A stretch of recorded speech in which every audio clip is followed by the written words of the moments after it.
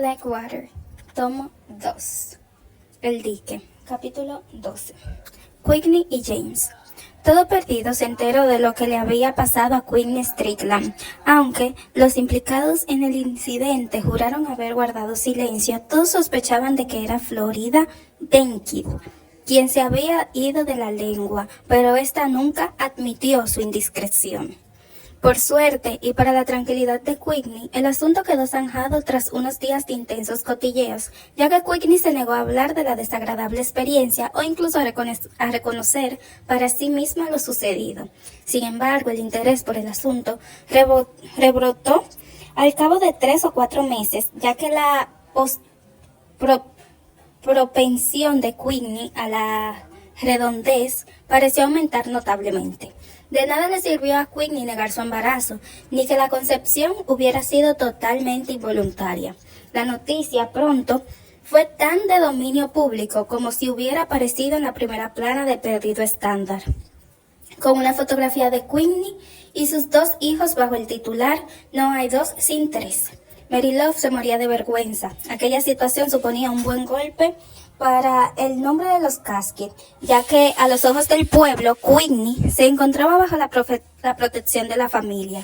Que una mujer emparentada con ella diera a luz a un hijo engendrado por cópula involuntaria con un trabajador del dique, por mucho que estuviera casada con él, era una vergüenza para toda la familia. Mary Love, que de ningún modo pensaba hablar con Quickly, afirmaba que debería atar a aquella mujer a la cama mientras durara el embarazo, y se estremecía cada vez que oía a alguien que había visto a Quickly por la calle. Esa mujer saca su vergüenza y la nuestra de paseo. James Casket también estaba afectado por la noticia. Imaginaba acertadamente que Mary Love lo culpaba de aquella desgracia, en primer lugar, por haberse casado con Genevieve, lo cual había llevado a Quickly al pueblo, lo cual a su vez había traído al fascineroso de Carl, y así sucesivamente. La desafortunada situación que ahora aquejaba a Quickly hizo que James se preguntara por el pasado de su cuñada. De los 7 años que James había estado casado con Genevieve, esta había pasado por lo menos 5 en Nashville con su hermana. James había coincidido con Quickly en varias ocasiones, desde luego, y una vez incluso había visitado su casa en Nashville para que Genevieve firmara una serie de documentos importantes. Sabía que Quickly estaba casada con un hombre llamado Carl. James lo había visto solo una vez y le había parecido un tipo huraño y primitivo, pero por lo menos vestía de forma respetable y no parecía necesariamente violento. Pero resulta que ese mismo hombre habría entrado al trabajar como obrero en el dique, desaliñado y vestido con harapos, y para el colmo había violado a su esposa. James lo sentía mucho por Quickly, pero no podía dejar de preguntarse cómo era posible que Genevieve hubiera pasado 5 años viviendo en la misma casa que aquel hombre tan horrible. Genevieve nunca había sido una mujer agradable, pero cierto era que siempre había sido educada. En este sentido le sacaba ventaja a Quickly y a James. Le costaba mucho comprender que su esposa hubiera consentido en convivir con un cuñado capaz de descender al nivel de un trabajador migrante. La imagen de James que se había formado de Genevieve viviendo tranquila y decorosamente con su hermana y su cuñado en una casita de madera blanca de Nashville era errónea. Y si se había equivocado en esto, ¿no podría haberse equivocado también en otra cosa? Fue aquella duda repentina acerca del pasado de su esposa lo que una tarde de noviembre le empujó a ir a la casa de Elinor para preguntarle qué sabía de la época en que Quickly y Carl habían vivido juntos en Nashville. «No sé nada de eso», respondió Elinor. «Quickly te quiere», dijo James. «Si se lo hubiera contado a alguien, habría sido a ti». «Pues entonces no se lo ha contado a nadie. De todos modos, no entiendo tu interés, James», replicó Elinor en tono cortante. «Bastante problemas ha tenido ya Quickly. De hecho, sus problemas aún no han terminado». «¿Ese hombre va a volver?» No, respondió Elinor enseguida. «Oscar le pegará un tiro. O tal vez la propia Quickly, o yo, pero va a dar a luz al hijo de ese hombre. Bueno, por lo menos va a ser un hijo legítimo», la violó James. no será un niño feliz. A ver, ¿a qué viene el interés por Quigney y Carl? James le explicó por qué estaba inquieto y eso pareció apaciguar a Eleanor. De acuerdo, entiendo, pero yo no sé nada sobre la vida en común. Es la verdad. ¿Por qué no se lo preguntas a Quigney? Ella te lo dirá, solo tienes que contárselo todo. James tuvo que reconocer a regañadientes que probablemente aquella era la única forma de satisfacer su curiosidad, aunque temía entrometerse en los asuntos de su cuñada. Cuando se enteró de la situación, James había ido a todas las tiendas del pueblo para levantar los límites que había impuesto a los gastos de Quigney. No había hablado con ella y Quigney no se había aprovechado de su generosidad, por lo que sospechaba que aún no se había enterado de aquel pequeño gesto de solidaridad. Telefonió a Quigney desde la casa de Eleanor y con el jovial arrullo de su voz, que su voz adoptaba siempre que hablaba por teléfono, dijo: «Hola Quigney, soy James. Oye, estoy en la casa de Eleanor y me ha dicho que no tienes planes esta tarde. ¿Quieres venir a mi casa y charlamos un rato? Ha pasado tanto tiempo. Trae a Lucille y Malcolm a casa de Eleanor y que jueguen tranquilos con Sadie. Yo también dejaré a Grace para que tú y yo podamos hablar a solas». Después de colgar, dijo en tono de disculpa: «Eleanor, acabo de llenarte la casa de niños durante toda la tarde. No pasa nada, James. Puede que monten alboroto en otro sitio, pero aquí esos niños siempre juegan tranquilos. No sé por qué, pero es así. ¿Y no van a molestar a Frances?». Eleanor se rió. «No te preocupes, no se atreven a subir al primer piso. Dicen que la casa les da miedo, que hay fantasmas y cosas en el armario. Y eso que es prácticamente la casa más nueva del pueblo». James miró a su alrededor un poco incómodo, volvió a darle las gracias a Eleanor y se marchó. Hacía un tiempo que James no veía a Quigney y la principal diferencia que apareció en ella fue tanto el volumen de su vientre como su confusa serenidad. Era como si hubiera recibido un escarmiento severo sin saber qué pecado había cometido. James la contempló a través de los ojos de Mary Love, algo a lo que estaba bastante habituado, pues consideraba que Mary Love era la principal fuente de arbitraje en cuestiones de moralidad. Desde esa perspectiva, a Quigney le pareció un poco más respetable.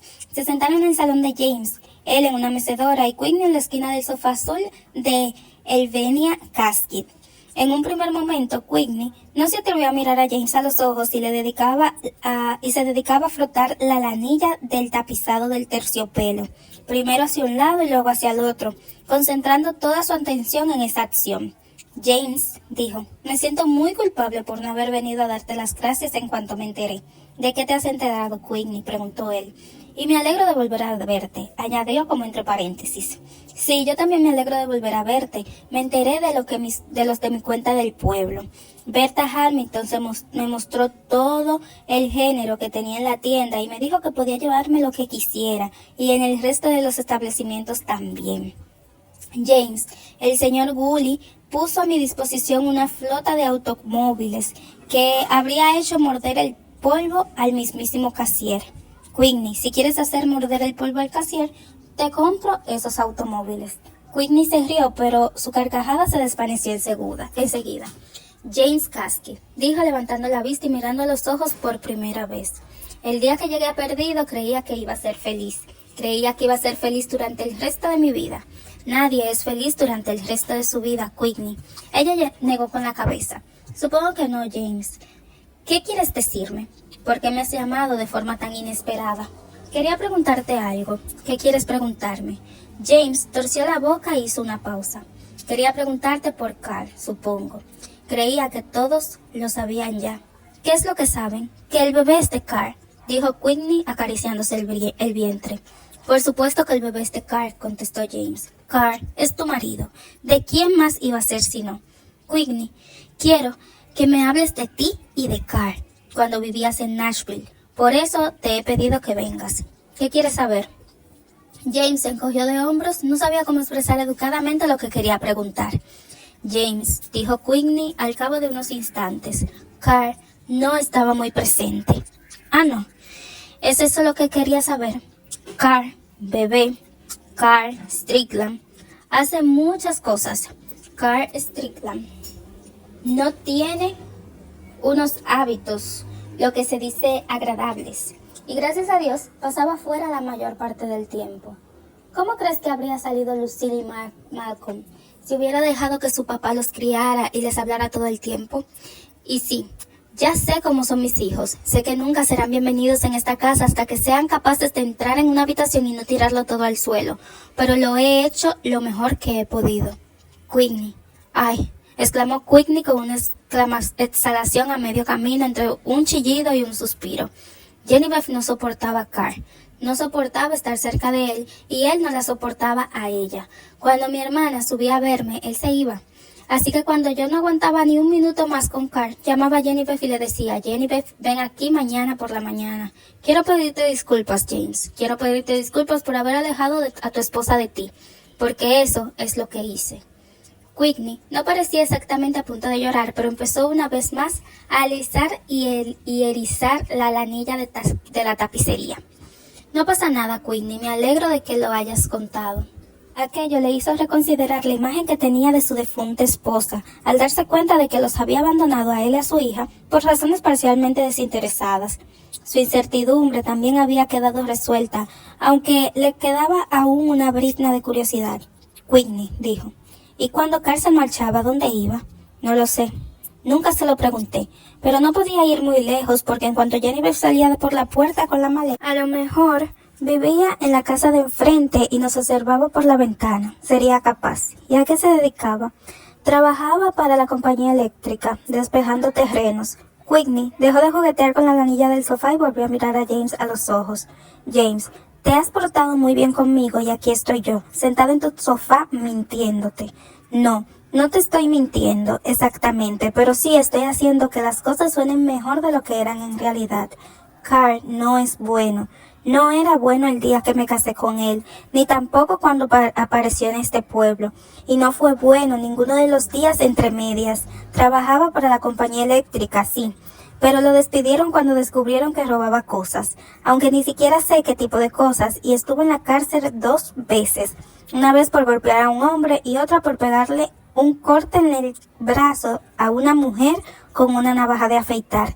Entonces fue cuando Genevieve vino a quedarse conmigo, cuando metieron a Carl en la cárcel porque yo teniendo miedo de estar sola y además no tenía dinero. Y así es como vivimos Malcolm, Lucille y yo, con el dinero que le enviabas a Genevieve cada mes. Y cuando soltaban a Carl de la cárcel, Genevieve volvía aquí para quedarse conmigo.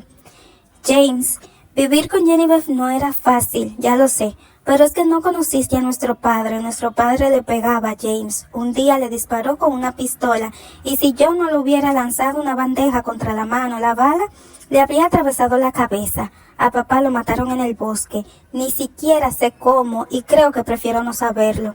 Genevieve y yo nos quedamos solas. Bonnie ya estaba viviendo en Oklahoma, de modo que cuidábamos la una de la otra. Genevieve fue a la escuela y yo me puse a trabajar. Cuando Genevieve necesitaba ayuda, yo la ayudaba. Y cuando yo necesitaba ayuda, ella me ayudaba a mí. Ninguna de las dos ganábamos nunca ningún premio por nada, pero ella era buena conmigo y yo con ella. Cuando abrí ese telegrama y me enteré de que había muerto, fue como si hubieran arrancado un brazo. James, has sido tan bueno conmigo sin tener por qué, que he pensado que debías saber todo esto. No lo sabe nadie más, ni siquiera Elinor. Supongo que te agradecería que no lo contaras. James permaneció un rato en silencio, aunque era evidente que estaba muy emocionado. Finalmente se levantó y empezó a caminar de un lado a otro, detrás del sofá donde Quigney seguía sentada, alisando y alborotando una vez más la lanilla de la tapicería azul. Quigney, no hay nada que pueda hacer por ti. No hay algo que quieras y que pueda comprarte. Sabes que siempre voy a cuidar de ti y de Lucille y de Malcolm, ¿verdad? Mientras no entren aquí y lo rompan todo, quieres decir. Bromeó Quigney con una risita que recordaba su antigua forma de ser antes de que le hubieran acumulado sus problemas. James, no quiero nada. No, espera, si hay una sola cosa.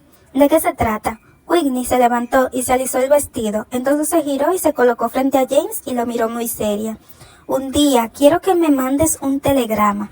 El chico se acercará a la puerta y dirá: señor Strickland, traigo un telegrama para usted. Y yo le daré $1 de plata y me sentaré en el porche. Abriré el telegrama y leeré: querida Quigney, acabo de enterrar a Carl Strickland, 6 metros bajo tierra en un ataúd de mármol con cerraduras de combinación. Eso es lo único que puedes hacer por mí. Puedes enviarme ese telegrama.